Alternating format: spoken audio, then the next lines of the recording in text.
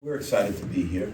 It was one of the most interesting trips in my 7 years of coaching. We got delayed and missed our connection, and then LaGuardia, they said they couldn't get us out of Dallas until 9 p.m. Tonight. We were going to practice in Dallas, but I said, you know what, if we get delayed there, could miss the game. So we all split up and got here, so it's good. All good. Some of you guys didn't get here till this morning, is that right? Or all of you guys got here this morning? No, we got here this afternoon. This afternoon? Late, around noon time. So the way this game was set up is obviously a very unique situation. Richard coming here in the first place, he even joked at his introductory press conference that you guys were texting about playing a game against each other. So there seemed to be some interest about, hey, let's play a game. But when did you realize that like playing this game in the pit was going to be the right thing to do? Well, not to be too personal with families, but we decided that we're on our way to Hawaii, and I could see my grandkids for Christmas. His brothers and sisters will working their way out, and then next year, it's around Christmas in New York. So we thought it'd be great to play, as well as Christmas holidays be around our families. The visit with the grandkids, obviously it's the holidays, they love their grandpa, but they might not be wearing, Jack, I'm hearing, is not going to be wearing an Iona jersey tomorrow. No, would I expect that? You know, in our family, we're all Lobo fans. We watch literally every possession. We have a thread called the Lobo Thread. Richard's not on it. And all we do is talk about the game that they're playing. We did that in Minnesota as well. And we're all super excited that it's 10-0. Super excited. And some really terrific wins. You know, at SMU, it's a very difficult place to play, and certainly St. Mary's is as difficult as there is. So he's got a dynamic team. We're all pumped, excited about it. And, you know, last week in Las Vegas, I scheduled a game with Herb Sendek, the coach of Santa Clara. And Herb worked for me at Providence as well as Kentucky. And after the game was over, he won a close, hard-fought game. I hugged him and said, Herb, I love you. He said, Coach, I love you. We walked off. And it's much better seeing someone you love win than someone you don't like. So in this case, it's 10 times what the Herb situation would be. If New Mexico wins, I'll be super excited for Richard. Disappointed that my team's lost, but we're on our way to Hawaii. And we're trying to play great competition. We tried to pick, in case we don't win our league, because it's a one-bid league, is your schedule strong enough? So we tried to pick the winner of the Ivy League. We tried to pick the winner of some of these conferences. Sometimes you're correct. So all these strong games, and if we win against SMU, we play Utah State. So all these things really help us grow as a basketball team. Coach, taking into account how much you've got to watch them the last 2 years, what has stood out about this year's team compared to the last season? Well, I was at the New Mexico State game last year where they threw the shot in, and Richard and I were going to have a great dinner. I actually flew in and was taking a red eye back. Now, I'm not exactly a spring chicken, but my dinner was Richard dropping me off at the airport at 10 o'clock and waiting there for 3 hours for the flight. You don't want to have dinner after that loss. No? Okay, I went to the airport. So, you know, I've seen their guards play tremendous. Obviously, young Jay is very, very close and dear to Jamal, who played for me. So, you know, I think they've got a dynamic team. They got a terrific backcourt. Last year, their front court wasn't as good. And obviously, picking up the two guys coming in, they really don't have a weakness. Their depth is not awesome, but they can go 8 or 9 deep, and they're pretty darn good. I don't know there's going to be too many teams better than them. Coach, you were here with Boston University way back in the day at the Lobo Christmas tournament or whatever. And since then, you've been to the mountaintop of your profession. I mean, what kind of ride has it been? And now coaching against your son. How do you put that story together? Well, Richard's kind of unique. I didn't want any of my family members going into coaching. And Richard, as a college sophomore, junior, he became a high school coach, assistant high school coach. And then he became a GA as a senior at Providence. So he did it even, he was speeding up the process a lot quicker than even I did. But, you know, I've coached in the Big East. I've coached Louisville with 4 or 5 different conferences, from the Metro to the ACC to the Big East ACC. Then, of course, Kentucky, where the first 2 years they were on probation, but the next 5, there were 3 Final Fours, and then the Celtics and the Knicks. So it's been a fabulous ride. And now I'm at a small little Catholic school that even makes it so much more rewarding, because here we were 22 hours on a plane and not one guy complained. They haven't slept. And I think that's remarkable. They're very unspoiled individuals, but they're good players as well. So it's fun, a lot of fun. Coach, so Richard's kind of downplayed the whole father-son dynamic, to us at least. I mean, from your perspective, how much do you think it means to him, and for you, how much does this game mean? It really does have a little meaning. If anything, both of us don't want to see the other person lose. But that being said, we're so proud of him right now, our family, what he's done. New Mexico, I did something with Richard that I was just making sure that nobody thought he was entitled. So take the scouting report. So one of my assistant coaches has the underneath out of bounds plays, sideline out of bounds plays.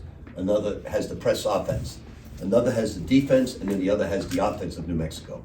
So you have all these coaches with separate duties. I made Richard do every single scout with every out of bounds, every sideline, every press offense. Nobody's allowed to touch it but him that year. He did 90%. And I wanted that for him. I wanted him to learn the difficult way, so he didn't feel like he was getting any breaks by being my son. And so he's worked at it. He's terrific. He's a great family man, a wonderful husband, wonderful father, a wonderful son. With all of us, we can't say enough about him. He's just a tremendous young man. Coach, more on that note, I imagine especially in your line of work, it's so hard when you lose a job to start over somewhere. What's it been like watching him start a new chapter here? Well, he was very disappointed. He had a lot of injuries, but he had it going, and you can see how to do it now. It's a difficult job. But Richard loved the place, and I said, get over it. Everybody's going to be fired. I was fired. So get over it, get going. You're in a great place. You've got one of the best fan bases in all of college basketball. And now he feels that way. Now he feels comfortable. His family loves it here. So Richard's not into what a lot of coaches are. It's never about money. It's never about, you can tell the way he dresses, it's not about money. He did say he's not wearing a suit. He says he gets on you about wearing a suit, that you ruin it for everybody, that you're still wearing it. He doesn't like it. I really don't want to wear a suit, to be perfectly honest, but my wife just harasses me about that. And she just says, she just won't stop with that. And she's getting her way. Now, I'm away from the tie if it's an afternoon game, but Richard's right. It is more comfortable in a zip, and I can't wait to go to Hawaii so I don't have to wear a sports jacket. Coach, you just showed off your sense of humor, and all of us have come to know Richard's sense of humor here over the last 2 years. What's it like at the dinner table with the two of you together? Richard's a gigantic ball buster. Gigantic. He's glib. He gets, he's got a great sense of humor. You have to read through it. And when we have a thread, he is just over the top, gets everybody. So he's got an incredible sense of humor. He's very glib. And he's just got a great way about him. We all just laugh so much about him all the time. But we are devout fans of New Mexico. We just, even when you've got to play, obviously the time change, we're all up, keeping each other up, looking at the score. When they were down to San Francisco, we were dying inside. And then he wound up winning, which we were delighted with. Coach, he talked the other day about going to coach with Billy Donovan was one of the best moves he made in terms of growth. But when he left your staff to go to Florida, how much did he change personally in terms of coaching? Well, I thought it was important, and I talked him into making that move. Billy is a lot, although Billy played for me, Billy worked under me, Billy's very different than me. Coaches a different way. We all coach different. UB Brown once told me when working for him with the New York Knicks, he called me kid back then I was very young. He said, kid, look, take everything that you think I do well, make it better. Everything that you don't think I do well, don't bring it with you. And that's what I told Richard. So he learned a lot from Billy. He learned some things from me, but he's his own man. I don't give him any strategy at all, or talk basketball strategy with him, because he's on top of it. I'd be insulting him. He's that good. Is your press revolutionizing D1 basketball? Well, back maybe in '96 in Kentucky, it was that way. I mean, that was one of the greatest teams of all time, if not the best team of all time. Everybody argues the wooden years, certainly. But I wouldn't want to play against that '96 team, bringing Ron Mercer off the bench or Derek Anderson off the bench. It was just a devastating team. We once, Fat Tuesday, we were down, I think it was 35 with 15 to go against Dale Brown, 15-30 to be exact. And I said to the guys, look, Vital's doing it, it's not our night. Let's just get this thing under 20, get on the bus, congratulate them, and move on. We got it under 20 with like 12 or 13, so let's get under 10, get on the bus, and go. Suddenly we cut it to like 9. I was going crazy. This thing's over. They're dead. It's over. It's our game. Just don't celebrate when we get the lead. Well, we wound up winning by 5 points to the greatest road comeback in the history of the game. Following year, we beat them there, and then it's the revenge of Fat Tuesday. Dale's all over the papers. This is the revenge of that great comeback. Well, unfortunately for them, that was my '96 team. And the score at halftime was 79-48.